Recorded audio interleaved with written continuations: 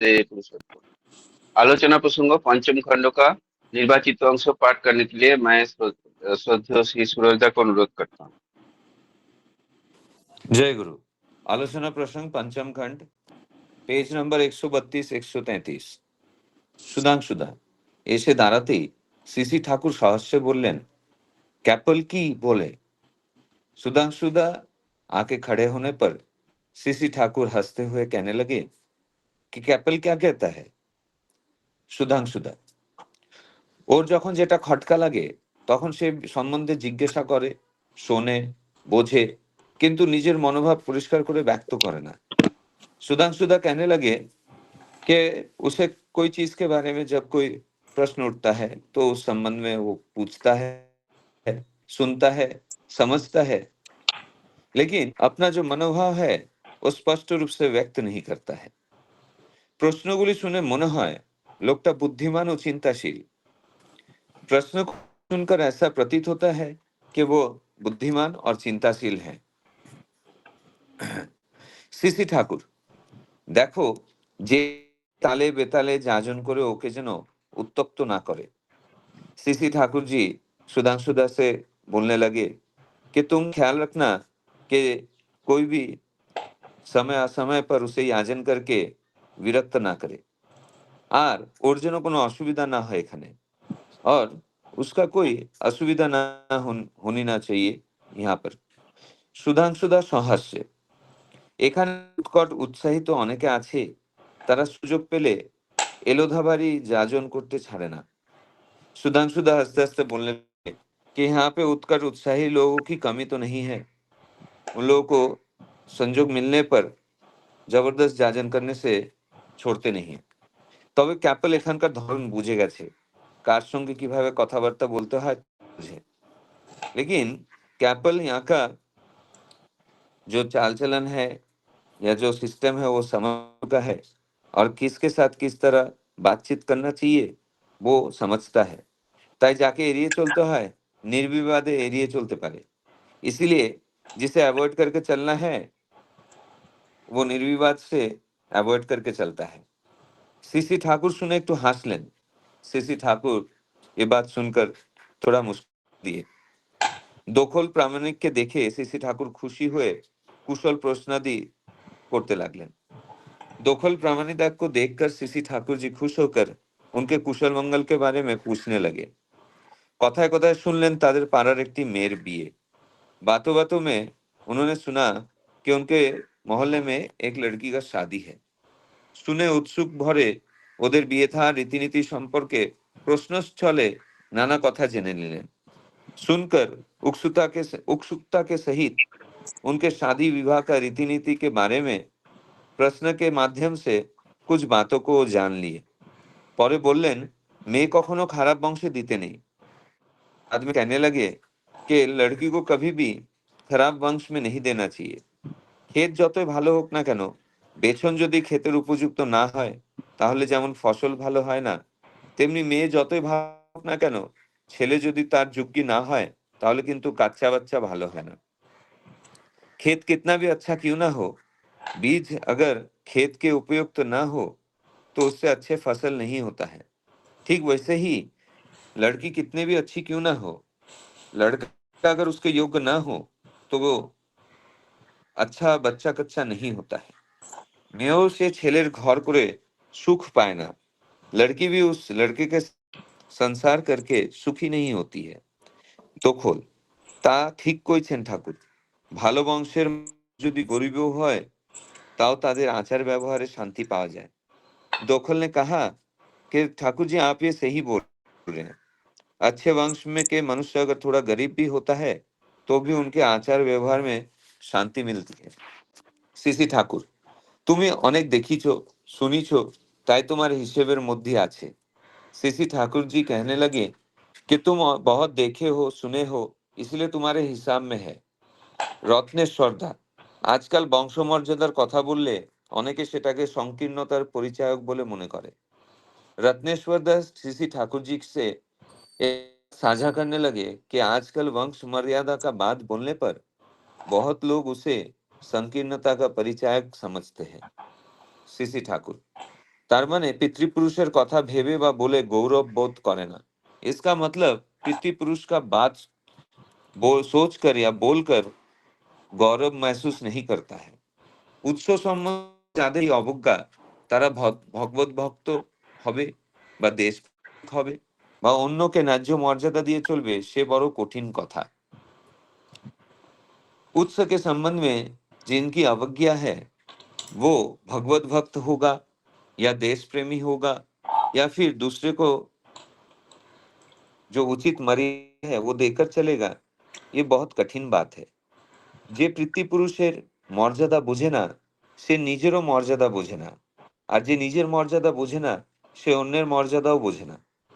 जो पितृपुरुष की मर्यादा को नहीं समझता है, वो अपनी मर्यादा को नहीं समझता है, और जो अपने मर्यादा को नहीं समझता है, वो दूसरों के मर्यादा को नहीं समझता है। মানুষের ভিতর কতগুলি বেসিক সেন্টিমেন্ট, মৌলিক ভাবানুকম্পিতা থাকে, সেইগুলিকে আশ্রয় করে আরো বহু হেলদি সেন্টিমেন্ট, জীবনীয় ভাবানুকম্পিতা দানা বেঁধে ওঠে।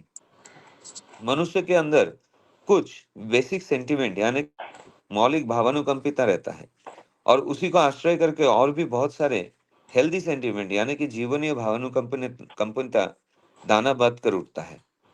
বংশমর্যাদা বোধ, পিতৃভক্তি, মাতৃভক্তি ইত্যাদি হলো বেসিক সেন্টিমেন্টের মৌলিক ভাবানুকম্পিতার অন্তর্গত। वंशमर्यादा का बोध, पितृभक्ति, मातृभक्ति इत्यादि बेसिक सेंटिमेंट मौलिक भावानुकंपिता का अंतर्गत है।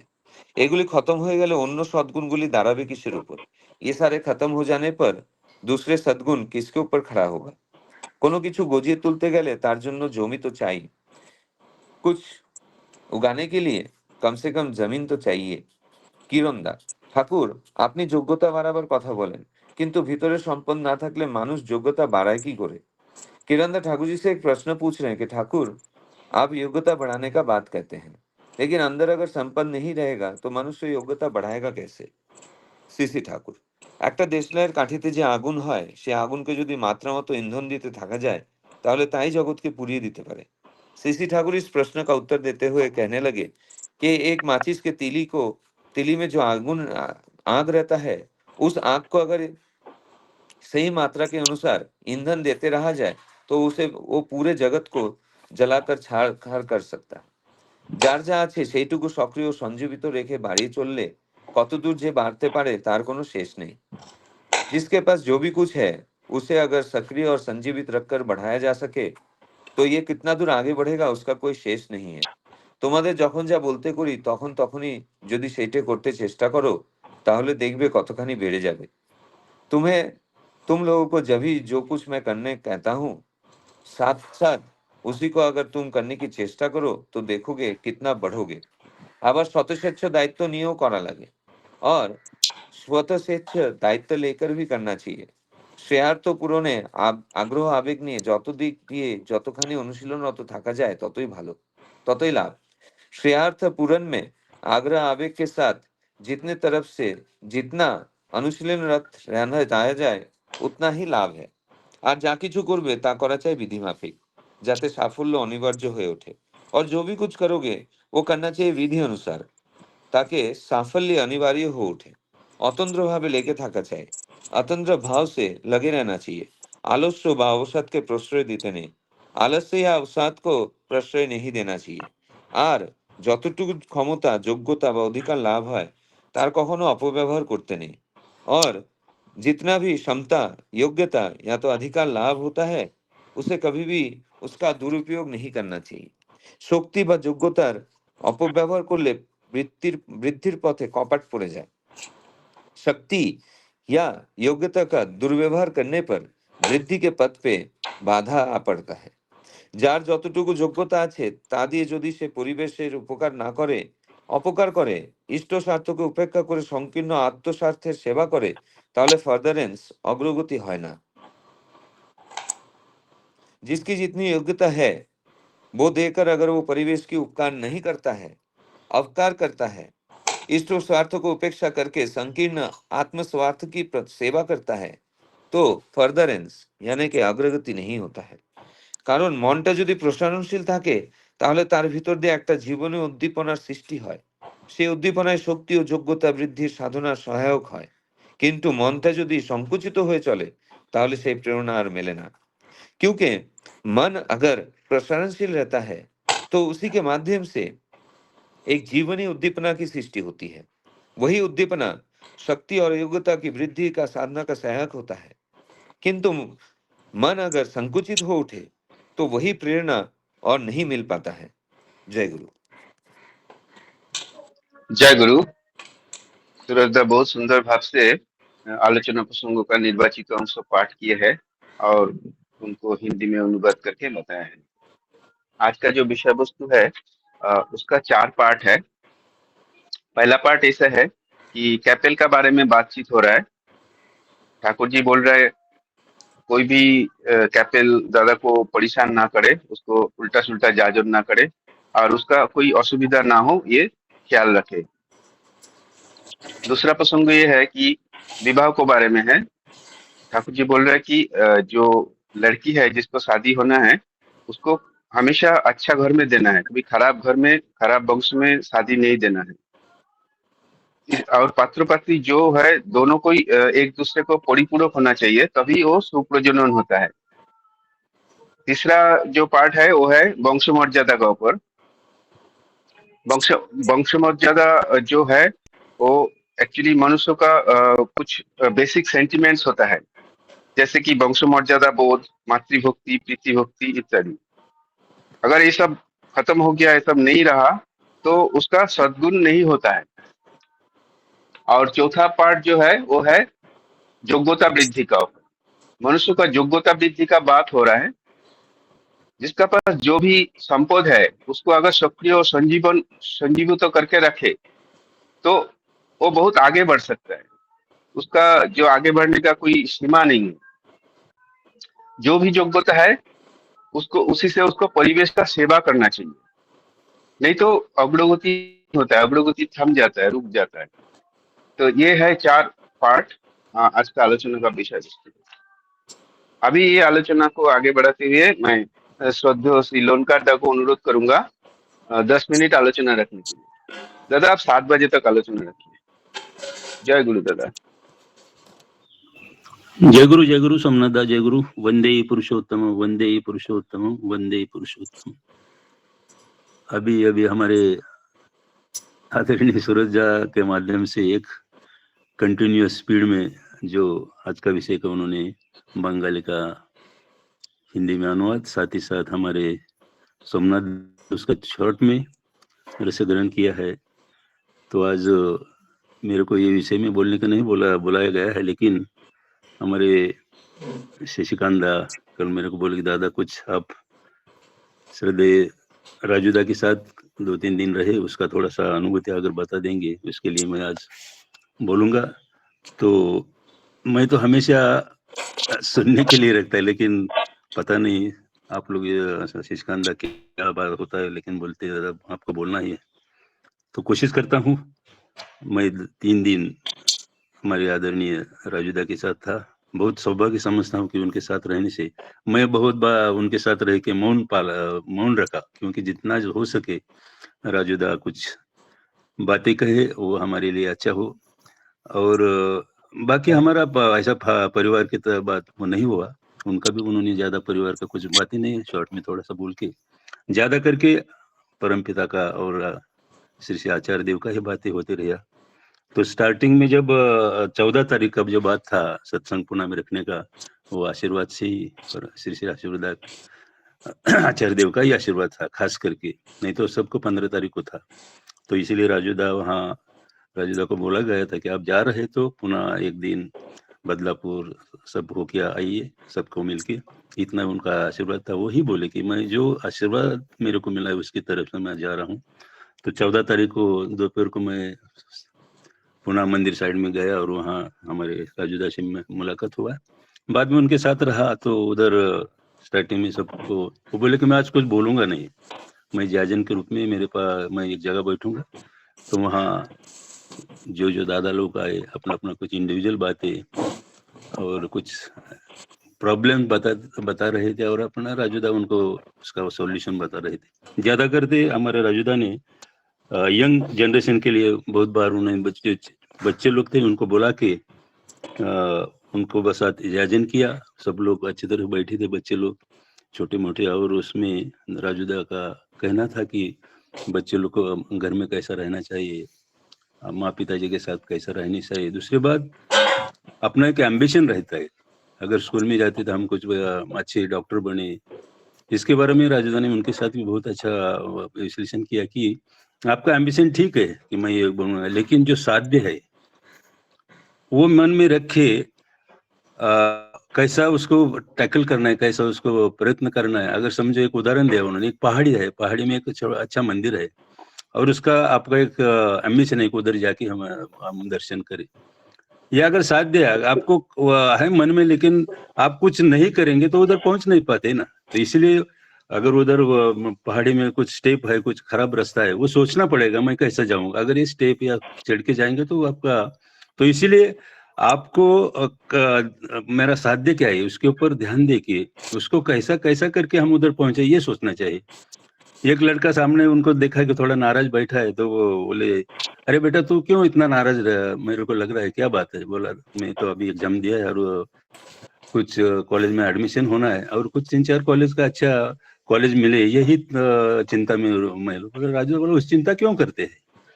आपका साध्य क्या है कि अच्छा मेरे को पढ़ना है, क्या करना है, उसके बारे में सोच। जो भी कॉलेज मिले उसके बारे में क्यों सोचता है? देखो कैसा कॉलेज है वो उसके ऊपर ध्यान देना नहीं, अगर कॉलेज मिलता है उसमें अच्छी तरह से जाना है। सब अपने ऊपर रहता है कौन सा कॉलेज कैसा है, लेकिन मैं किस तरह से स्टडी कर रहा हूँ, मेरा एम्बिशन को मैं अगर पूरा कर तो मेरा काम अभी से है। वो तो कॉलेज मिले बाद में देखेंगे, पहले आप सोचो मेरा जो एम्बिशन है उसके लिए हम सोचना चाहिए। ये ऐसी बातें बातें तो वो थोड़ा लड़का खुश हो गया। तो आज राजूदा बोले, मैं कभी मेरे बच्चों को कभी ऐसा नहीं बोला कि कभी उनको स्टडी के बारे में नहीं बोला, जो भी हो, लेकिन एक बात उनको बोला, जो परमपिता को हम लेके चले उसके साथ लेके चलो तो आपको कुछ प्रॉब्लम नहीं आएगा। तो ऐसी छोटी छोटी बात, अपना बेटे का भी उदाहरण दिया कि उनका कुछ एग्जाम था और उनको परमपिता के कुछ विषय में बोलने का आदेश हुआ था। तो अपना राजदेव को बेटा बोलता है कि मेरा तो कल एग्जाम है और मैं उधर जाके मेरा टाइम वेस्ट क्यों करूं? तो राजदेव उनको बोले, इतना ही बोले, वो तो ठीक है, हो जाएगा, तुम सोचो मत, और जो विषय दिया उसके बारे में मैं कैसा बोल सकता हूँ? बोला, आप उधर जाके खड़ा रहो तो वो ऑटोमेटिक रहो जो। तो राजूदा बोल रहे को वो कल का एग्जाम से वो नहीं के, लेकिन जो आलोचना किया उसका इतना वाह वाह हो गया। तो ये जो मेन चीज है वो तो हो ही जाएगा, लेकिन परमपिता को लेके चलते तो सब कुछ साध्य होता है।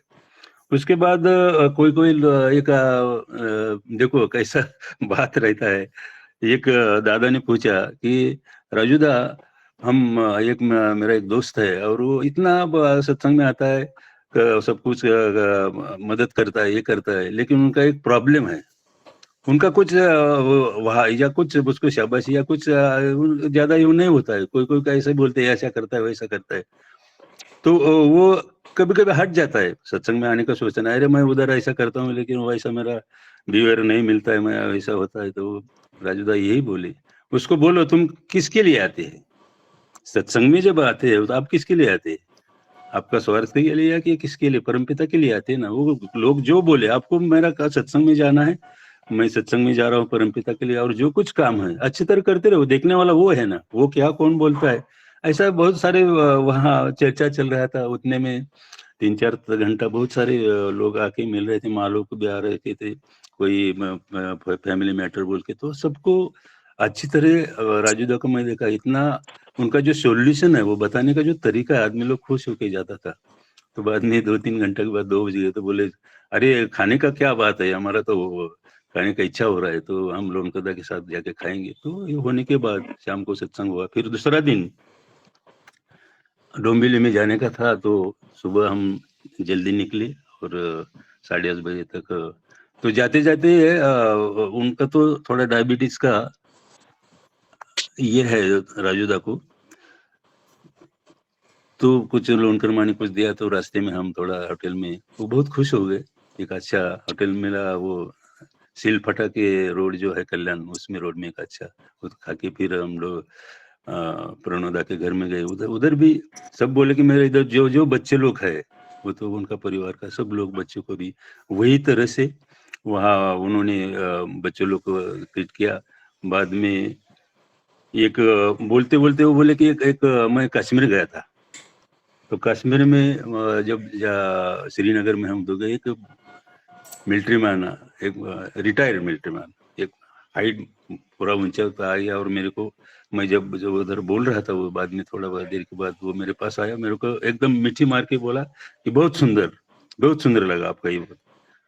तो उन्होंने उसको हटा के बोला, वो ठीक है, लेकिन जिसके कारण आपको अच्छा लगा उसको पकड़ना चाहिए, मेरे को मत पकड़ो। तो ये ऐसी छोटी छोटी बात दादा कह रहे थे।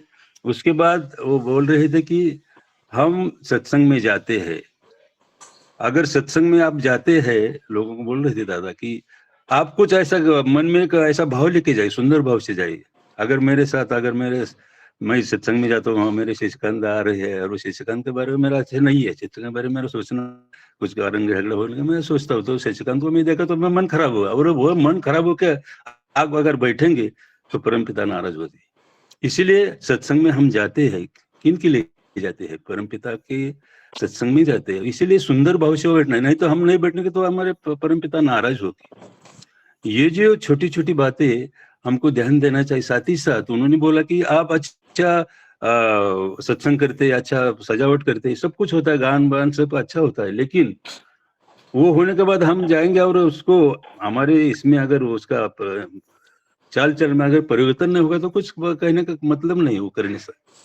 तो हम करेंगे, लेकिन उसका सबके ऊपर इफेक्ट होना चाहिए। अब हम बोलते हैं कि अच्छा सत्संग हुआ, अच्छा भंडारा हुआ, लेकिन बाद में क्या?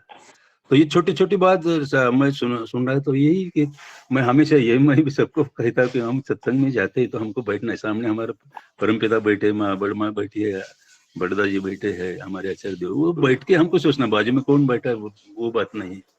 तो ये उनके साथ रहने के बाद, और दूसरी बात उनका जो डिसिप्लिन मैं देखा, अगर लोनका हमको 11 बजे जाना है तो हमको डोंबिवली में 9 बजे पहुंचना है, ऐसा हमको आदेश मिला है उधर से, बोल के 9 बजे तक यहाँ। तो उनका निकलने का भी जो टाइम था उनका, तो हम 5:15 बजे निकलेंगे, तो मैं 15 मिनट पहले मैं जहाँ रुकने का था मैं गया था। तो ये जो डिसिप्लिन है, मैं बहुत अच्छा लगा उनका, और हमेशा बोलते उतना राइट टाइम, और जो उनका जो कुछ है बोलते हमेशा उनका, आप जो ठाकुर जी का जो आप ऋत्विक हो गए या सत्संगी हो, लेकिन आपको अप टू डेट रहना चाहिए, भले कपड़ा भारी ना हो लेकिन साफ सुथरा हो, अच्छी तरह रहना चाहिए। ये रहने से आपका आचार विचार और सब कुछ चेंज होता है, आपका शरीर आपको भी साथ देता है। तो ये छोटी छोटी बात मैं देख रहा था कि बहुत सारे लेकिन टाइम का भी बहुत ये है। तो लेकिन मेरा को ये कहना है, मैं भी हमेशा सोचता हूँ, और हमेशा भी हमारे शशिकांत मेरे को एक अलग तरफ से, लेकिन मैं मेरे कारण नहीं, मैं परमपिता को जो बातें हैं, हमको कुछ बात दूसरे के बारे में क्लेश करना नहीं, निंदा करना नहीं, लेकिन ये आप करेंगे तो आपका परमपिता कहाँ से कहाँ तक आप ले गए, मेरा अनुभूति है, मेरा एक प्रत्यालय जी इतना एज में मेरे को जब जाते टाइम, अभी 10 मिनट हो गए, जब मैं तीसरा दिन बदलापुर का भी घटना, बदलापुर का जो हो गया अभी जो सिचुएशन के बारे में, और लोग उधर 2-3 लोग थे, तो बोल रहे थे कि मैं यहाँ ये सॉल्यूशन मिटाने के नहीं आया, मेरे को वो आदेश नहीं है, लेकिन मैं यही कहूंगा ये हम सबका काम है। राजूदा भी बोले कि मेरा भी गलती है, मैं भी कभी सोचना था इसके बारे में, लेकिन जो हो गया है उसके बारे में सोचो मत, कौन किया क्या गलती है वो सोचो मत, लेकिन हमको सब एकजुट होके ये होना है। परमपिता अगर आचार्य देव के मन में आता है 1 मिनट ये सॉल्यूशन कर देंगे, लेकिन हमको क्या मिलेगा, हम क्या, हमारा क्या उसमें है, हमका ये दायित्व क्या है कि ये किस तरह से सब मिलके वो सॉल्यूशन के आचार्य देव तो करेंगे ही, अगर उनका मन है तो ये 2 मिनट में हो जाएगा। तो इसलिए मैं यहाँ सॉल्यूशन निकालने के लिए हमारे ठाकुर जी बोले कि बदलापुर सबको मिलके आए, तो इसलिए आप सब सोचे मेरा भी इसमें गलती है, सबको गलती है, सब मिलके इसको सॉल्यूशन हल करना पड़ेगा। तो ये बदलापुर में फिर रात में बारिश था, ठाणे में जाने का भी था बात, लेकिन बारिश के वजह राजूदा ने बोला कि हम कैंसिल करेंगे, सीधा दादर जाएंगे। फिर दादर हम लोग, इतना बारिश था, पहली बार बॉम्बे में मैं बारिश देखा, और वो बारिश में हम 5:30 बजे तक दादर गए, और दादर से जाने के बाद मेरे को दूसरा दिन जरा काम था, जैसे राजूदा की रिक्वेस्ट किया था, राजूदा मैं अभी नहीं रुकूंगा, इमीडिएट मेरे को बस है, साइड में स्टैंड है। तो राजूदा ने एकदम मीठी मारा मेरे को, बोले ये एज में 3 दिन रहे, ये मुश्किल बात, बहुत बड़ी बात है, आप अच्छे से रहिए, ठाकुर के लिखे से मेरे को मालूम है, और इतना ही और असावधानी से जाएंगे। उतने में मैं निकल रहा था तो हमारी ज्योत्सना माँ और एक बड़े एक माँ चाय और बिस्किट लेकर, मेरा इच्छा था कि चाय मिले तो अच्छा, ये जो मन में होता है तो ठाकुर जी वो करते हैं। और इसी उधर से मैं निकल के, मेरे को गाड़ी भी निकला 10 बजे में चिंचोड़ में घर में, बहुत सुंदर भाव से। तो बहुत सारे लेकिन शॉर्ट में इतना सारे अनुभूतियां है, बहुत सारी है, तो टाइम का लिमिट है, इसलिए मैं शायद ज्यादा टाइम होगा, इसलिए मैं क्षमा चाहता हूँ। तो इतना कही कि मैं यहाँ रुकता हूँ, आगे का जो विषय इम्पोर्टेंट है उसका उसके बारे में हम सुनेंगे। तो इतना ही कह के सबका मंगल कामना। और यहाँ मेरे को बोलने के लिए मैं सोमनाथ दा और हमारे शशिकांत दा है, हमारे सूरज दा, सभी का मैं आभार व्यक्त करके मेरा 2 शब्द यहाँ खत्म करता हूँ।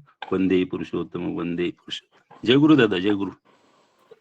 जय गुरु दादा। लोनकर दा बहुत सुंदर भाव से जो अ, उनका अभिज्ञता बताया राजू दा का साथ 3 दिन, वो बहुत सुंदर लगा। उसका अनुभव बताया, अभिज्ञता बताया, और बहुत अच्छा आलोचना किया है दादा। अभी मैं श्रद्धेय श्री विजय कुमार दादा को अनुरोध करूंगा आलोचना रखने के लिए। दादा अभी हाल ही में देवघर से घूम के आए हैं, तो देवघर का भी अभिज्ञता बताएंगे, और साथ में जो फर्स्ट पॉइंट है कैपेल कैपेल का बारे में जो बातचीत हो रहा था उसको बारे में भी थोड़ा शॉर्ट में बताएंगे। दादा आप 10 मिनट बात कीजिएगा 7:14 तक। जय गुरु दादा। वंदे पुरुषोत्तम, वंदे पुरुषोत्तम, वंदे पुरुषोत्तम। अभी आज का जो विषय वस्तु है उसमें जो है फर्स्ट जो है कपिलदा की चर्चा ठाकुर जी ने किए, और ठाकुर जी बार बार बोले हैं कि जो जाजन जो करना है तो उस समय देख करके, और जिसको जाजन कर रहे हैं वो उस स्थिति में है कि नहीं, सुनने लायक है कि नहीं, और हम चालू हो जाते हैं जाजन किसी को करने के लिए। तो ये बार बार जो आलोचना प्रसंग में तो चर्चा हुई है कि जाजन कैसे करना है। तो फर्स्ट पॉइंट ऐसा ही था। और दूसरी पॉइंट है जो एक किसी लड़की की शादी के बारे में चर्चा निकली, तो ठाकुर जी बहुत उत्सुक हो गए, और जो है वो कैसे शादी होना चाहिए लड़के का, उनके बारे में बात किए। तो अभी तो मैं भी जस्ट अपनी बेटी की शादी जो है संपन्न हुई है, और जो भी ठाकुर जी जो भी शादी के बारे में जो भी दिशा निर्देश दिए हैं कि लड़का कैसा होना चाहिए, तो वही ठाकुर जी जो व्यक्त किए हैं कि जो अच्छे वंश का लड़का होना चाहिए। मतलब अच्छे वंश का होने से मतलब क्या है, जो सुसंस्कृत बच्चा लड़का होना चाहिए, और उसी से जो है सुसंतान की उत्पत्ति होती है। ठाकुर जी बोल रहे हैं कि अच्छे जमीन के लिए अच्छे बीज की जरूरत है। तो ठाकुर जी तो ऑलरेडी जो है बोले हुए हैं कि जो सुसंतान कैसे पैदा हो उसका फॉर्मूला ऑलरेडी ठाकुर जी दिए हुए हैं। लोग बोलते हैं ना कि जो हम जो है कैसे बच्चे हो गए, कैसे क्या हो गया, ऐसे बच्चे निकल गए। तो ठाकुर जी जो है बाय बर्थ ही बोले हैं कि अच्छे बच्चे कैसे सोल घर में जाए और कैसे बच्चे पैदा हो, उसके लिए जो उनके माँ बाप का कैसा चरित्र और उनकी तैयारी कैसी होनी चाहिए माता पिता की तो संतान के लिए। तो ठाकुर जी का दिशा निर्देश जो है, अभी जैसे मेरे कुछ रिलेटिव से ही बात होती है, तो वो जैसे बात निकलती किसी लड़के की शादी के लिए, तो बोलते वो चालू हो जाते हैं, अरे लड़का तो ऐसा, वो लड़का आजकल बहुत खर्चा है, इतना एडमिशन, इतना घर खरीदने में इतने पैसे लगते हैं, इतने जो है बच्चों का एडमिशन फीस, मतलब अभी शादी भी नहीं हुई है लेकिन प्लानिंग बहुत बड़ी बड़ी है, घर होना चाहिए, बड़ा कार होना चाहिए, बच्चे का एडमिशन का फीस इतना है, कैसे होगा बच्चा, जब तक लड़का 2-4 लाख रुपया महीना नहीं कमाएगा, 4-5 लाख, तो ये सब पूर्ति हो ही नहीं सकती है। तो उनका ध्यान ऐसा ही रहता है कि बच्चा लड़का इतना कमाना चाहिए, फर्स्ट प्रेफरेंस उनका वैसा रहता है ना। तो जबकि ठाकुर जी उस पॉइंट पर तो कुछ बोल ही नहीं रहे। वो बोलते हैं लड़का संस्कारी होना चाहिए, अच्छे माता पिता को अपना वैल्यू देना चाहिए, माता पिता को जो है बात मानना चाहिए। और दूसरी बात है, जहाँ तक पैसे की बात है, अगर हम ठाकुर जी इसको लेके चलते हैं तो हमें लगता है कि हमारी आवश्यकता ही ऐसे कम हो जाती है, पैसे की उतनी जरूरत नहीं है। अगर हम ठाकुर जी को चलते हैं तो पैसे की उतनी जरूरत ही नहीं है। और आज जो बड़ी बड़ी बात लोग कर रहे हैं इतने पैसे, और हम लोग अभी हम अपने ऊपर क्या सोच रहे हैं, जो आज वो भी सोच रहे हैं वो अपने ऊपर, हम किस परिवार से आए थे, हमारी कितनी पिता माता पिता की आमदनी थी, क्या हम पढ़े लिखे नहीं, क्या आज हम जी नहीं रहे अच्छी तरह से। तो दूसरी बात है, कोई माता पिता समझता है कि हमारे वो अपने हाथ में लेना चाहते हैं किसी का भविष्य, हमारा भविष्य, अपने बच्चे का भविष्य, लगता है कि वो हम अपने हाथ से करें, जबकि हमारे हाथ में कुछ है ही नहीं, सब भगवान के हाथ में होता है। हम सिर्फ कोशिश कर सकते हैं, सब उनके हाथ में है। वो क्या करवाएंगे, वो क्या हमारे लिए लिख के भेजे हैं वही होने वाला है। और हम किसी का भविष्य, हम अब सोचते हैं कि हम करते हैं अपने भविष्य का, बच्चों बहुत गलत सोच है। हम कुछ नहीं करते अपने बच्चे का भविष्य, वो सब ठाकुर जी करते हैं। हमको अगर ठाकुर जी को लेके चलते हैं तो सब सही सलामत होगा। और हमारा तो उद्देश्य यही कि हमारे पैसे की जरूरत ही नहीं है उतनी, अगर हम ठाकुर जी लेके। मैं जस्ट एग्जाम्पल, अभी जो दादा बोल रहे थे, मैं जो थोड़ा जो मैं गया था ठाकुर आश्रम देवघर, तो उनके बाद थोड़ी उनकी चर्चा करने, तो देखिए कैसे ठाकुर जी ने मिरेकल किया। हम यहाँ से गए और जो है मेरे पटना में रिलेटिव थे, रास्ते में कुछ खाना दिए, लंच खाने के दिए, उसमें कुछ फ्रूट्स कुछ बना के दिए थे, और चपाती भाजी और कुछ और रसगुल्ला या स्वीट्स या कुछ आम वगैरह ला के दिए थे। पता नहीं क्या हुआ, वो घर का बना हुआ तो ठीक होगा, लेकिन जो बाहर का जो आइटम था, क्या था नहीं था, जो भी स्वीट था, आम था, कुछ तो मुझे फूड पॉइजनिंग हो गया। और मुझे देवघर उतरने के पहले ही जो है 5-6 पतले लेट्रिन हो गए। और मैं देवघर से फिर बैठ करके, मैं ऑटो में बैठ करके मैं रिलेटिव के घर जा रहा था, तो रास्ते में मुझे बहुत सिर सर चक्कर आ गया और पसीना पसीना हो गया, और लगता है मैं कुछ सेकेंड के लिए सेंसलेस हो गया। मुझे पता नहीं चला मैं सेंसलेस हो गया।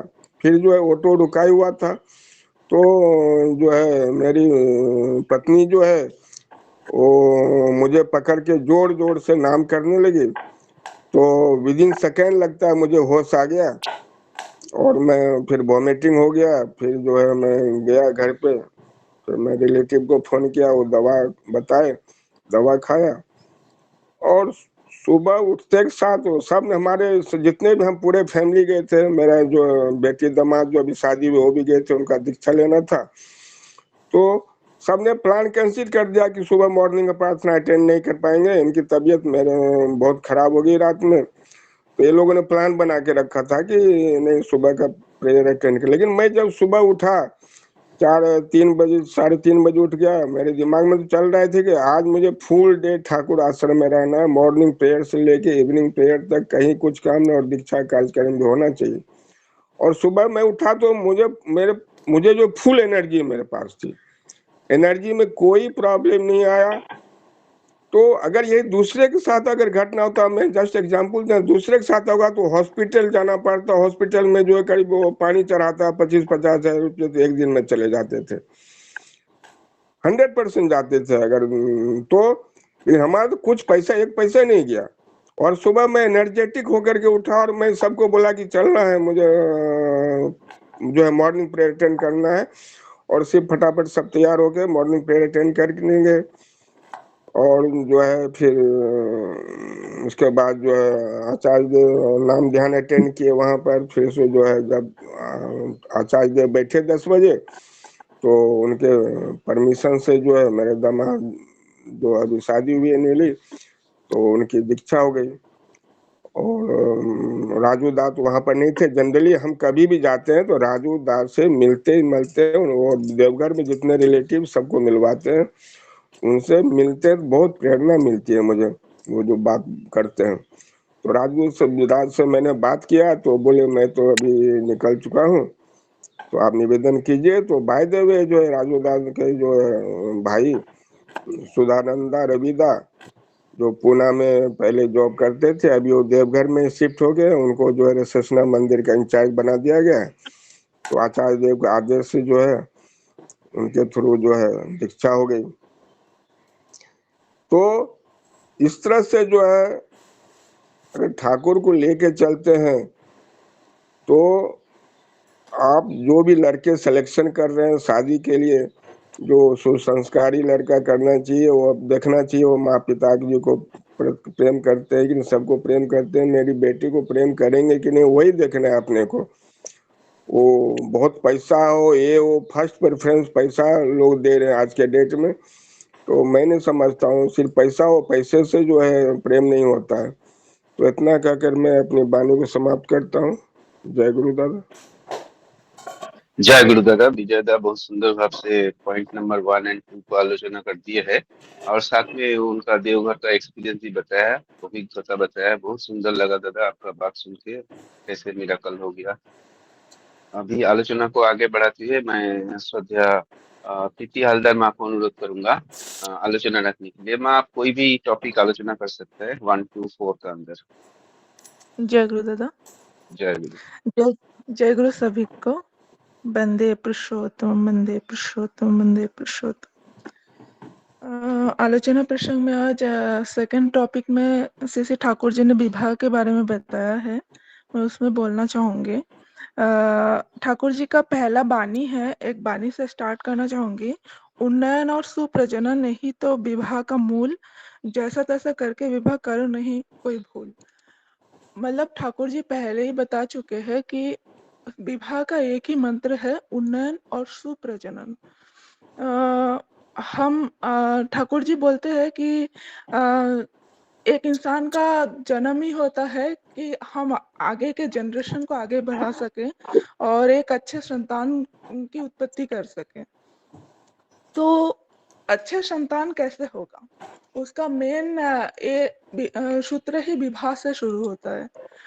ठाकुर जी यहाँ पे बोले हैं कि लड़की कितना भी अच्छा हो, अगर आप जैसे तैसे किसी भी लड़के से शादी करा देते हो, यहाँ पे प्रतिलोम की बात ही नहीं हो रही है। प्रतिलोम नहीं, आप खुद के कास्ट में भी अगर उस लड़के का मनोवृत्ति उन्नति की ओर नहीं है, उसका मनोवृत्ति अच्छा नहीं है, उसका व्यवहार अच्छा नहीं है, तो वो लड़की भी अच्छे से नहीं रह सकती, उसका मन भी कहीं ना कहीं विकृति आता ही है। तो इससे क्या है, सुप्रजनन में इफेक्ट आता है। ठाकुर जी यहाँ पे मिट्टी खेत से समझा रहे हैं कि खेत कितना भी अच्छा हो, खेत कितना भी उर्वरक हो, कितना भी उसका मिट्टी अच्छा हो, अगर उसमें उन्नत किस्म का बीज नहीं रोपा जाता है तो आपको उन्नत किस्म का फसल नहीं मिलेगा।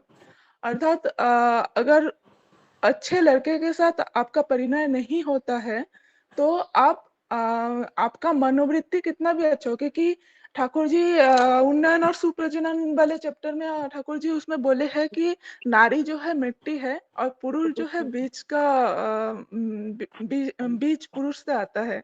तो इसमें वही समझाया जा रहा है कि नारी का उन्नयन एक सुप्रजनन का मेन रीजन नहीं हो सकता। हाँ, सुप्रजनन एक अलग चैप्टर है, उसमें सब कुछ बोला गया है कि नारी का जो मनोवृत्ति है वो डेफिनेटली बच्चों में आता है, इसलिए नारी का मनोवृत्ति सही होना बहुत जरूरी है।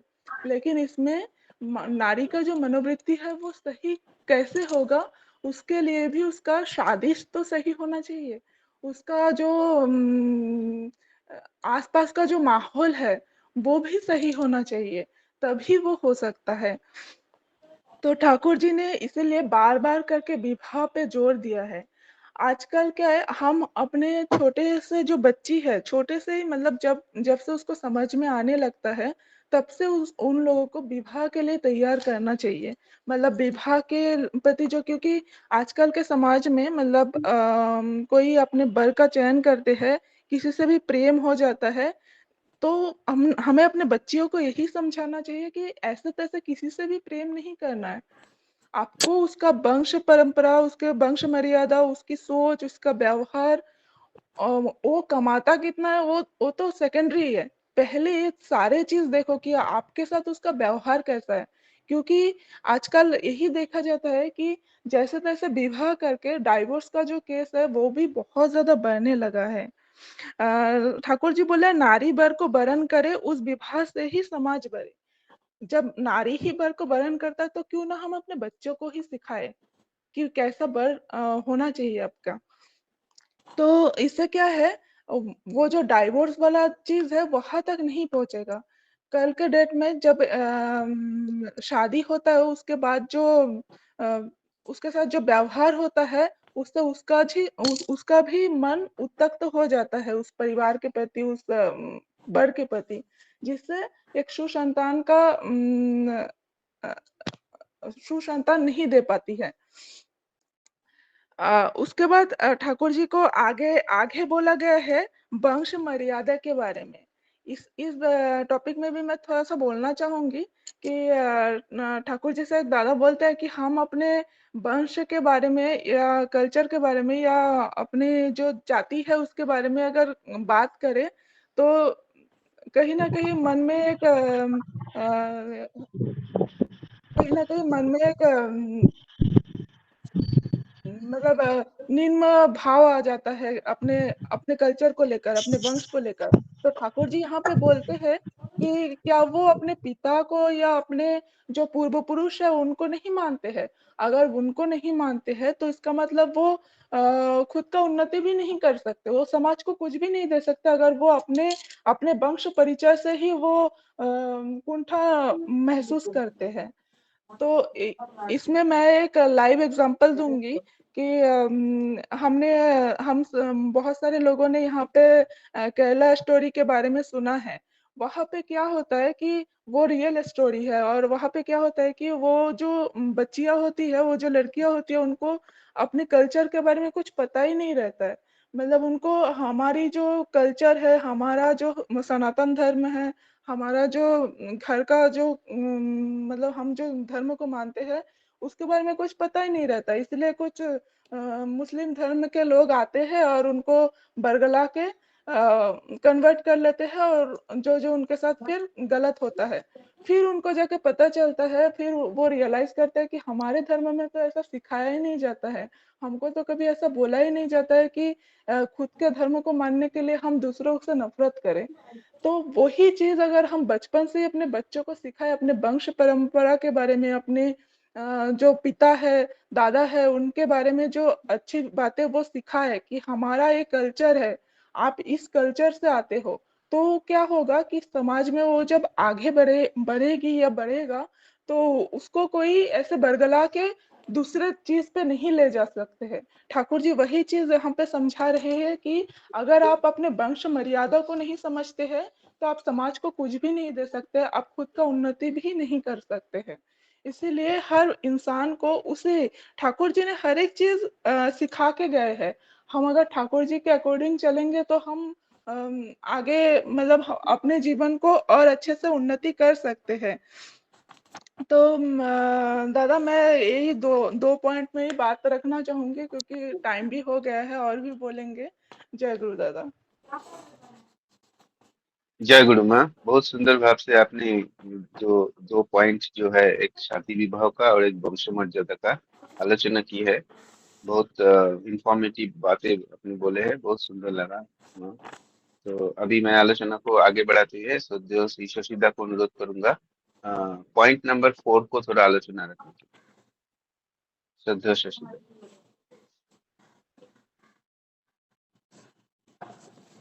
जय गुरु। वंदे पुरुषोत्तम, वंदे पुरुषोत्तम, वंदे पुरुषोत्तम। पॉइंट नंबर 4 सोमनाथ दा क्या है? ये है मनुष्य का योग्यता कैसे बढ़ाया जाए अगर मनुष्य के अंदर संपद नहीं है तो।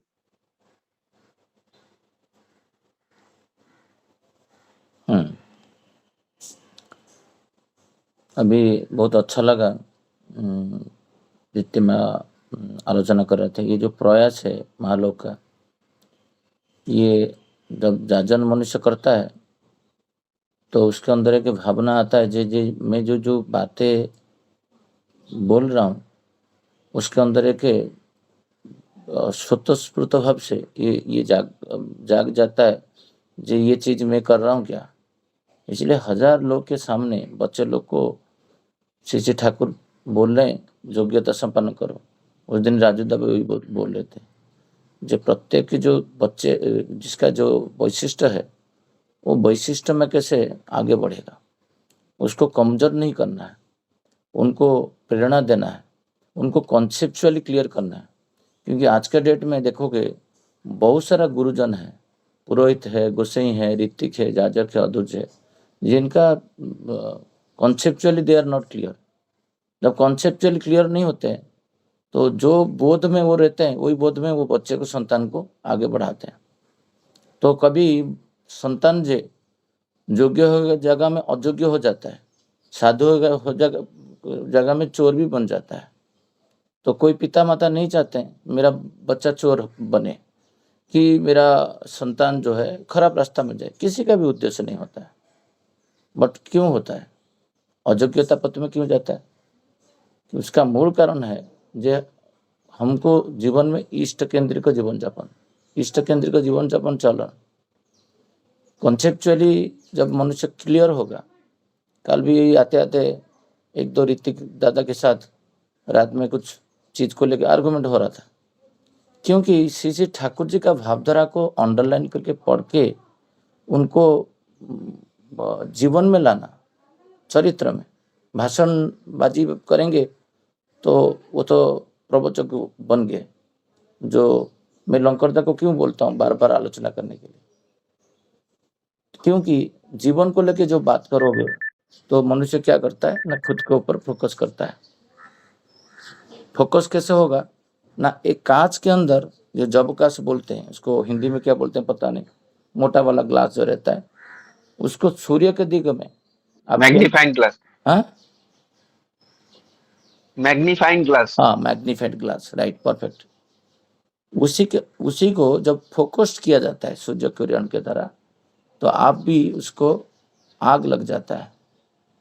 और यहाँ पर श्री ठाकुर जी बोलते हैं जे एक दियाशिली जो होता है मैचिस है, उसके अंदर इतना शक्ति है, आग का शक्ति, उसको उपयुक्त जो क्षेत्र मतलब ऑयल उसका जो जिसमें आग पकड़ेगा उसको संजीवित किया जाए तो पृथ्वी को नष्ट कर सके एक छोटा सा दियाशिली। मतलब ठाकुर जी वही बोल रहे जो तुम्हारा अंदर वो शक्ति है, तुम चाहोगे तो पृथ्वी को टुकड़ा टुकड़ा कर सकते हो, पृथ्वी को कक्षयुक्त कर सकते हो। बट उसमें एक चीज ठाकुर जी बोल रहे हैं, उसके अंदर प्रेम नहीं है तो कुछ भी नहीं है। ये प्रेम किसके प्रति ना, इष्ट के प्रति। इष्ट के प्रति प्रेम रहेगा तो तुम्हारा अंदर अजस्र शक्ति भी उत्पन्न है। बट उसको हम फोकस्ड मैनर में नहीं करते हैं। हम लोग पढ़ते हैं, समझते हैं, हम लोग कान में सुनते हैं बट कान अंदर नहीं लेते हैं, पढ़ते हैं अंदर नहीं लेते हैं, बोलते हैं अंदर नहीं लेते हैं। जब हम योग्य संपन्न तब बनेंगे करने के द्वारा, बिना करके कुछ भी योग्यता संपन्न नहीं हो सकते हैं। आर्गुमेंट हो रहा था भातृभोज्य भूतभोज्य को लेके कल, जो ठाकुर जी बोले नहीं भूतभोज्य कहीं पे, ये क्या है, अज्ञानता है। फिर रात को मुझे प्रज्ञा ये करे तुम हर दिन 1 बजे 2 बजे सोते सो जाओ। नहीं बोला नहीं, मैं सारे कल ये रीडर्स ग्रुप एक बनाया था ओडिया में, सारे स्कैन किया फिर पोस्ट किया, वो भद्र व्यक्ति को भी भेजा। क्योंकि हमारा योग्यता तब आएगा जब हम लोग ठाकुर जी के बारे में जानेंगे और ठाकुर जी को केंद्र करके चलेंगे। ठाकुर जी बोल रहे नामधान करने के लिए, मैं नामधान करूंगा। बच्चे लोग, मेरा बेटा को मैं स्कूल लेके जाता हूँ, ये स्कूल लेने का जो 5 मिनट में मैं क्या उसको दे सकता हूँ। उस दिन राजू दा के साथ मैं 3 मिनट करीबन बात किया, इंटरेक्शन। जब मैं बोला आप 2 मिनट बात करके बहुत लोग को उद्बुद्ध कर देते हो। वो बोले कैसे? बोले मैं आपके पास गया था देवघर आश्रम में, विकास भाई, मैं, गणेश भाई, रसीम भाई, आपको दिया कुछ एडिट करने के लिए, अर्घ्य प्रस्तुति में गलत था, तब आप बिजी थे, बहुत सारे लोग थे, बट आप रिटर्न कर दिए मुझे और तुरंत 2 सेकंड में आप चिंताधारा चेंज किए। जे नहीं आज मैं आपको रिटर्न कर दूंगा तो रात को नींद नहीं होगा, क्योंकि मैं इष्ट का कार्य में मुझे कोई सहायता मांग रहा है और मैं इसको सहायता नहीं कर पा रहा हूँ, भले मैं कितना बिजी हूँ। तो अब इतना दूर से आया हूँ मुंबई से, तो दीजिए मैं करवा देता हूँ। ये जो बातें जो आपका जो रात को नींद नहीं होगा, ये छोटा सा बात से मेरे को तो रात को नींद हो जाता है, इसमें मैं प्रभावित हो गया आपका बात से। जो इतना छोटा सा बात से भी रात को नींद नहीं होता है आपका। हमारा तो बहुत सारा बातें हम लोग बातें करते हैं, इसको तोड़ देते हैं, रात को आराम से खाना पीना खा के सो जाता है। हम तो रात को ऐसा कभी सोचे नहीं, ये छोटा सा काम के लिए मेरा रात को नींद नहीं होगा। ये होता है, श्री ठाकुर जी बोलते हैं योग्यता संपन्न होने के लिए आपको फोकस होना होगा किसके प्रति, ना इष्ट के प्रति, एक के प्रति अनुरक्ति संपन्न होना है, फिर क्रमागति कंटिन्यूटी लाना है और स्पॉन्टेनिटी तीव्रता के हिसाब से काम करना है। कंटिन्यूटी नहीं रहेगा जीवन में तो योग्यता आना मुश्किल है। यहाँ पर श्री ठाकुर तो बोलते हैं श्रेयार्थपूर्ण आग्रह आवेगनीय जते दीते যতখানি অনুশীলন থাকা চায় ततई लाभ। ये जो श्रेयार्थपूर्ण है, श्रेष्ठ को पूर्ण करना, पिता माता को पूर्ण करना। माँ बोल रहे ए बाबा वहाँ पर मेरा एक कपड़ा है तो थोड़ा सा दे दो, आप कर लो ना, मैं क्यों करूँ।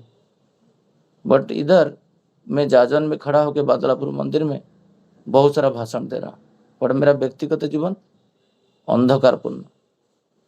उसमें बच्चा दिखता है ये तो इसका माँ को ऐसे बातें कर रहा है, तो मैं सीखता हूँ, मेरा माँ को भी ऐसे बातें करता हूँ। मनुष्य के बच्चे के सामने कभी भी झूठ नहीं बोलना है। बच्चे को जो सिखाओगे वही सीखेगा, और ये बच्चा जो अब जितना भी सिखाने से वो परिवर्तन नहीं होगा, उसके ऊपर डिपेंड करता है उसका जन्मगत संस्कार। जब भी हलदर माँ आलोचना कर रहे थे, अच्छा विवाह करना, अच्छा वंश में बेटी को देना। आज वो जहाँ पर मूल में पानी नहीं देके अभी पेड़ के ऊपर हम पानी दे रहे हैं, कहाँ से बच्चा अच्छा रहेगा। बच्चा अच्छा होने के लिए बच्चे को अच्छा जन्म दिया जाता है।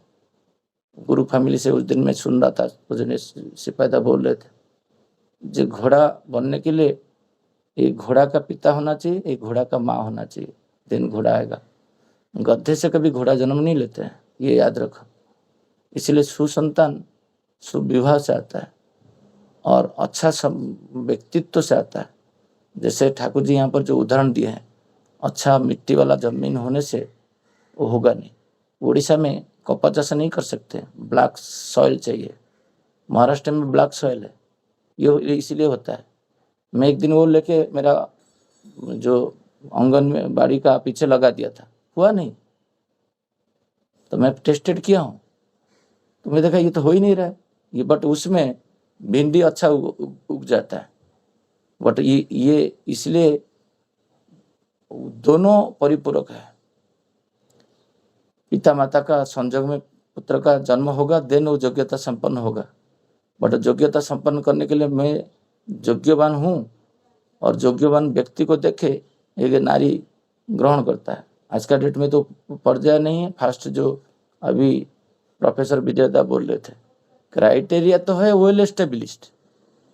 अब किसी को पूछो, मैं बॉम्बे में मुझे जितना भी, मैं तो एक सचिंता आया था विवाह को लेके, एक व्हाट्सएप में ग्रुप करूँगा मैं भी, उसके लिए बहुत सारा टाइम देना पड़ता है मुझे, बहुत सारा कॉल अटेंड करना पड़ता है। मनुष्य ऐसे जो कि नहीं बन जाता है। एक सचिंता आया, उसको वास्तविकता नहीं करना। एक सचिंता आया बुकलेट बनाने के लिए, हो गया। उसके लिए एक समय देने के लिए ग्रुप बनाना पड़ेगा, अच्छे अच्छे टीचर को, इंजीनियर को, डॉक्टर को जोड़ना पड़ेगा, उनका भावधारा लेना पड़ेगा, उसको लिखना पड़ेगा, देन योग्यता आएगा। मुंह से बोलने से ठाकुर जी बोलते हैं खाली अच्छा इंटेलेक्चुअल बात और फिलोसफी बात करने से मनुष्य कभी बड़ा नहीं हुआ है, कोई समाज ऊर्ध्वगामी नहीं हुआ है। उसके लिए कर्म करना पड़ता है। आपका सुबह से शाम तक आपका कर्म निर्णय करता है आप क्या बनोगे, क्या करोगे। ऐसे थोड़ी बन जाओगे। दो लोग का दुख दरिद्र सुनने के लिए आपके पास पेशेंस नहीं है, योग्यता कहाँ से आएगा। गाड़ी चलाते चलाते कोई कल प्रज्ञा को बोला था, एक माँ उड़ीसा से फोन किए, वो बोल रहे मैं एक मैरिज चैनल का ब्रोकर हूँ, उनको ऐसा लग रहा था, और वो बोल रहे मैं सोल्यूशन देते जा रहा हूँ। क्योंकि मैं बोलूँगा नहीं मैं वो खाली ग्रुप क्रिएट किया हूँ, उसमें आप लड़का देख के तैयारी कर लो। क्या उसका हमारा योग्यता बढ़ेगा? हम तो हर चीज से पीछे चले जाते हैं, हम स्वार्थवादी हुए। इष्ट पूर्ण इष्ट भरण, इसे समझ में आता है। हम कितना परिवार में ठाकुर जी को एक सदस्य करके रखते हैं। कभी भी वृत्ति प्रवृत्ति मेरा जो है, मुझे कोई दिखा देता है, मैं उसके ऊपर काम करने के लिए तैयार नहीं होता, क्योंकि उसको पाल पोस के रखूं। योग्यवान कैसे बनूंगा? श्री ठाकुर यहाँ पर बोल रहे बार बार, जो अत्यंत भावे लागे থাকে चाहिए।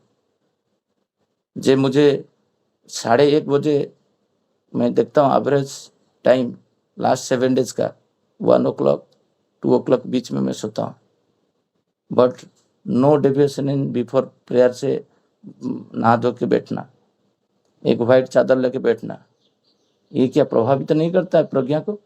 ये क्या प्रभावित नहीं करता है मेरे बच्चे को? जी पापा जितने बजे सो जाए वो उठ के प्रार्थना करेंगे, नामधान करेंगे, बुक्स पढ़ेंगे। 10 लोग को सुबह 9 बजे जाने से पहले मिनिमम 7-8 लोग कहीं ना कहीं जो समस्या दिन भर पूछते हैं उसको फोन करता हूँ। विवाह क्षेत्र में 1-2 अच्छा, जैसे उस दिन मेरा फादर इन लॉ बोल रहे थे, 2 विवाह भी अच्छे कर दो ना, जीवन बन जाएगा। पता नहीं ना किसके सुभाष चंद्र लैंडिंग कर जाए। आश्चर्य लगा था मुझे उस दिन मेरा बात प्रज्ञा का पिताजी के बातें सुन के। वही मिलन जो अच्छा आत्मा का होना तो हो ही नहीं रहा है आज के डेट में। संतान कहाँ से अच्छा आएगा? योग्यवान कैसे योग्यता बढ़ेगा? हम तो हमारे व्यस्त में पड़ा है। जब कान्हा का 30 साल होगा, विवाह होगा, मैं 30 साल तक क्या करना है? मेरा कोई काम नहीं है। मैं दूसरा के दिन में लिंकादा का घर पे उसका बेटी शादी हो नहीं हो, मेरे को कोई टेंशन नहीं। श्री ठाकुर जी एक दिन रात को सो नहीं रहे, और नौनीदा और प्रफुल्लदा बोले क्या हुआ, और पेपर में पढ़ लिए थे जी आज टेम्परेचर कम होने के कारण ठंडा के मौसम में लोग मर गए, कंबल नहीं था। बोले ये चतुर्पाश में जितना लोग बिना ब्लैंकेट में है, जब तक उनके ऊपर ब्लैंकेट नहीं डाल देते मैं रात भर सोऊंगा नहीं। रात को 3:30 बजे 4 बजे सो ही नहीं रहे। कल ना परसों में सुमरांता को बोल रहा था, मेरा अंदर तो अभी कभी नींद नहीं टूट रहा है मेरा, क्योंकि मेरा तो वो संवेदनशील नहीं है। बट लहसुन एक नहीं खाने से मेरा दिमाग खराब हो जाता है, सुस्तैनी भंग हो गया, सुस्तैनी भंग हो गया। परिवेश में क्या हो रहा है मेरे ऊपर तो कोई टेंशन नहीं। जिस दिन यही मेघनाथ हान्नादा के घर पे गए थे, तो ये अंचल में कोई सोचते नहीं रहते हैं क्या? मैं पूछा था, क्योंकि पूरा नाली का पानी ऊपर आ रहा है, परिवेश के ऊपर कोई काम कर रहा है, घर पे एसी लगा के बैठ जाता है, बट बाहर में क्या हो रहा है किसी को नहीं। योग्य कैसे बनोगे? परिवेश के लिए मैं कुछ करूं, कैसे करूं? ठाकुर जी जो बातें किए हैं उसके ऊपर काम नहीं करो। शिक्षा दीक्षा विभाग के ऊपर मैं क्या कर रहा हूँ? मेरे शिक्षागत योग्यता को मैं बढ़ा रहा हूँ, मैं ठाकुर जी के बारे में जान रहा हूँ, ठाकुर जी क्या क्या बोले। जो मेरे को मेरा वृत्ति प्रवृत्ति को मैच करता है वही सब मैं पढ़ लेता हूँ और बातें कर लेता हूँ। और जो मुझे बोल रहे थे नहीं, ठाकुर जी बोले नहीं, मैं कल अंडरलाइन मार के एक दादा को पढ़ा रहा था। ठाकुर जी बोले भातृभोज्य, भूतभोज्य और इष्टभूत के 3 डब्बा करने के लिए, बट हो ही नहीं पा रहा है। ठाकुर जी बोलते हैं एक साथ दे दो, क्योंकि जब डेली डालोगे तो सोचोगे परिवेश में ये भूखा नहीं हुआ, श्याम भाई कि दाम भाई कि नागेश भाई उसको कुछ खिला के आओ। तो कितना परिमाण में इष्टबुद्धि करने से उससे कम मात्रा में शाखा में तुम भातृभोज्य दे पाओगे, और तुम्हारा योग्यता को कितना बढ़ाना पड़ेगा, कितना रोजगार करना पड़ेगा। और श्री ठाकुर जी विस्तृत भाव में बोले, अभाव नहीं है हमारा अंदर। श्री ठाकुर बोले यहाँ पर जे आलस्य अवसाद के प्रसव दीते ना, और ये जो আর যতটুকু ক্ষমতা যোগ্যতা অধিকার লাভ হয় তার কখনোই অপব্যবহার করতে নাই। हम लोग नहीं करते अपव्यवहार। तो जो हमारा क्षमता है, जो मेरा योग्यता है और मेरा जो दक्षता है, मैं आलस्य में पथ में इसको लेके नष्ट नहीं करता। आलस्य से अवसाद आते रहते, अवसाद से अज्ञता, और अज्ञान से मूर्खता, और ध्वंस हो जाता है मनुष्य। हम हर काम में खाली रात से 4 बजे उठ के बैठ गया नाम ध्यान करके, वो नहीं है। यहाँ पर आलस्यता हर कर्मों में क्षेत्र में भी हम लोग दीर्घसूत्रता आलस्य दिखाते हैं। क्या मेरा माइंड होता है एक ग्रुप करके ऐसे ऐसे करूँ कर लेता हूँ, 2 कॉल आएगा विवाह के बाद, इसके बाद वो ग्रुप में मैं पोस्ट नहीं करूंगा। इतना क्या कॉल आ गया, वो माँ क्यों पूछ रहे, ईगो हट हो जाएगा। अब जो जो माइंड में आ रहा है उसको चरित्र तो जब तक नहीं करोगे व्यक्तिगत भाव से, आप देखोगे परिवेश में कौन कौन ऋतिक दादा है, बॉम्बे में 40 लोग, उनका तो एक्टिविटी ऐसा नहीं है, मैं क्यों करूं, ये भाव पहले आ जाता है। और वो लोग कमेंट भी करते हैं, लेग पुलिंग करेंगे। ये मुझे तो कुछ कुछ लोग बाबा बोलते हैं बॉम्बे में, तो वो बोलेंगे, उसमें कोई टेंशन नहीं लेने का, जो बाबा आश्रम करके बैठा है। तो मेरा जीवन तो, मैं तो ऋषि हूँ, मैं साधक जीवन हूँ, ये जन्म लिया हूँ तो ठाकुर जी को लेके चलूंगा। और ठाकुर जी का आलोचना प्रसंग में जितना भी बातें हैं सब तो पूर्ण नहीं कर पाएंगे, संभव नहीं, फिर जन्म लेना पड़ेगा। बट मैं जितना कर पाऊंगा हाथ पैर से, तो अंततः पक्षे ये जो विवाह में अभी जो दहेज प्रथा है उसके विरुद्ध में एक आंदोलन क्रिएट किए चल रहा है, मैं व्यक्तिगत भाव से कर रहा हूँ। कुछ लोग को ट्रेंड करूंगा, उनको नहीं करूंगा। अंततः पक्षे तो बोल पाऊंगा, बॉम्बे में 10 बिना दहेज में मैरिज हो गया। अंततः पक्षे बोल पाऊंगा जे बिना कांदा लहसुन प्याज लहसुन में देवतुल्य विवाह हुआ आजकल जो हो रहा है उसमें। और वो जो व्यक्ति है पुरुष है, एक नारी को देवी जैसा रखेगा। हमारा वहाँ पर उड़ीसा में स्त्री को माँ माँ करके बुलाते हैं, बेटी बेटी करके बुलाते हैं। मैं देखिए आश्चर्य होता था जब हमारा एल्डर्स है, अभी भी जो एल्डर्स है उनका स्त्री को बेटी बुलाते हैं, मुझे समझ में नहीं आ रहा था। वही मैंने जो पुत्री और पिता का संबंध, और सीसी ठाकुर जी नारी पथ में बोल रहे हैं, उसमें ओनली सेक्स जोड़ दिया जाए वो स्वामी बन जाता है। उतना डिस्टेंस मेंटेन करके स्वामी, अभी तो स्वामी को नाम किसे पुकारते हैं, अमुक व्यक्ति का नाम पड़ोसी में ऐसे ही बुलाते हैं। सुंदर पहनते नहीं, चूड़ी पहनते नहीं, विधवा जैसे रहते हैं। विधवा का रूप एक स्वामी जब जीवित अवस्था में, आजकल नारी को पथ में जा रहे हैं, उनको कितना एजुकेट करना पड़ेगा। ऑफिस में लड़की लोग के साथ जब बात करता हूँ उसके ऊपर साइंटिफिकली एक्सप्लेन करना। योग्यता संपन्न मतलब हर दिग में होना चाहिए। हर कहीं आप जा रहे हो, ठाकुर जी क्या बोले हैं, जो ठाकुर जी एक मैचिस जैसे आग आपको रखें, जो कहीं पे होगा पृथ्वी को तो ध्वंस कर देगा, उनका प्रेम से सबको तेजियान कर देगा, सबके अंदर वो इंजेक्ट कर देगा। तुम जहां पर रहोगे तो वहां पर एक पॉजिटिव वातावरण आएगा, नेगेटिव ध्वंस हो जाएगा। यही कुछ दिन पहले मैं लिंका को बोल रहा था, जब मैं बॉम्बे में 2019 में आ रहा था और 2020, 21, 22 मेरे साथ मोबाइल में जो बात कर रहे थे, कितना ऋतिक के दादा, कितना अधूर्य, कितना जाजों के विरुद्ध में हम लोग बात करते थे, वो नहीं किया, ये नहीं किया। बट अभी एक दिन हम लोग 2 साल हो गया, कोई ऋतिक के विरुद्ध में भी बात नहीं कर पा रहे, कोई कर्म के विरुद्ध में भी बात नहीं कर पा रहे। लिंका के साथ जब फोन पे बात करता हूँ, खाली कर्म जीवन कर्म जीवन कर्म जीवन। क्योंकि तुम इतना करोगे, तुम्हारा टाइम कहाँ है तुम सोचने के लिए दूसरे के लिए गलत बात। तो वो हंस रहे थे, मतलब एक ही दिन तो हम लोग आलोचना कर नहीं रहे कोई किसी का विरुद्ध में, क्यों नहीं हुआ? क्योंकि जब मैं प्रस्तुत हुआ, खड़ा किया, जब मैं ठाकुर जी का दीक्षा लिया हूँ। कल कोई पूछ रहा था क्या बीबी भी भातृभोज्य देगा, भूतभोज्य देगा? ये संग्राम भाई पूछ रहे थे, ज्वाइन किए हैं, पुत्र देगा। बिलीव नहीं कर पा रहे आज के डेट में। सब लोग इष्टभूति करेंगे, सब लोग भातृभोज्य करेंगे, सब लोग भूतभोज्य करेंगे, सब लोग सबासन खाएंगे, सब लोग थालकुड़ी पत्ता खाएंगे, सब लोग मेडिटेशन करेंगे, सब लोग प्रार्थना करेंगे, सब लोग प्रणाम करेंगे। ऐसे ही होता है परिवार में, योग्यता बढ़ेगा, नहीं तो कैसे बढ़ेगा? बच्चा तो बेकार हो जाएगा। तो कहना क्या है, नित्य दिन जो इतना सुनते हैं वो, इसमें कल ही जो मंत्रों में बोल रहा था पितृतर्पण की बात है, कितना लोग पितृतर्पण स्टार्ट किए होंगे ये फोरम में, जिनका पिताजी नहीं। बुक्स में तो है, आलोचना होता है, बट जब तक हम योग्यता खुद को नहीं बढ़ाएंगे, करेंगे नहीं। कितना लोग पितृवृत्ति मातृवृत्ति करते हैं कि इनका बच्चे को बोलते हैं करने के लिए, स्टार्ट नहीं किए होंगे अभी इतना फोरम में, खुद नहीं किए होंगे, बहुत सारे ऋतिक भी नहीं करते हैं।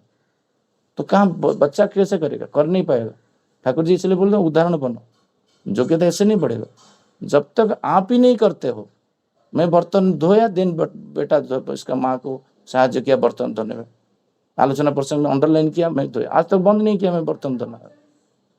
तो रात वाला बर्तन धोने का, सो दैट उसका मदर को हेल्प करेगा, बच्चे को सिखाने का, बिस्तर सजा के उसका माँ को देने का, माँ बाप का पैर दबा देना, 3-4 एक्टिविटी में इनके। एक थालकुड़ी पत्ता उसको दे के वो प्रणाम करेगा, पानी ग्लास दे के। योग्यता इतना 4 चीज करने से तो थोड़ा थोड़ा बढ़ेगा, आकर्षित तो होगा, कंटिन्यूटी तो लाएंगे, इतना भी नहीं हो रहा है, कहाँ से आएगा? तो आज का आलोचना को ये बहुत बड़ा सब्जेक्ट है, तो क्योंकि ये सब्जेक्ट जितना भी आलोचना करोगे उसका नेवर एंडिंग सब्जेक्ट है। तो आज का आलोचना को यहीं पे मैं विराम देता हूँ। सबको जय गुरु। और मैं आज धन्यवाद देता हूँ, हमारा प्रीति हलदरमा बहुत अच्छा प्रयास किए हैं, और ऐसे व्यक्तिगत जीवन का आलोचना करने से सब लोग उद्बुद्ध होंगे। जय गुरु। और आज 4 जो मैं पहले फर्स्ट वॉल्यूम में 1, 2, 3 में निकेतन दास ज्वाइन करते थे, आज ज्वाइन किए हैं, उनका आभार प्रकाश करता हूँ। प्रेमलता दास माँ और ज्योति कुमारी माँ शायद मुंबई अभी रिटर्न किए होंगे, वो ज्वाइन किए हैं। जय गुरु सबको। जय गुरु। अभी सदैव शशिकांत दादा आलोचना कर रहे थे कि योग्यता कैसे बढ़ाया जाए। बहुत सुंदर आलोचना की है दादा ने। तो आज का आलोचना प्रसंग यही समाप्त होता है। सबको जय गुरु बोलता हूँ। जय गुरु। जय गुरु दादा, जय गुरु, जय गुरु सबको। जय जय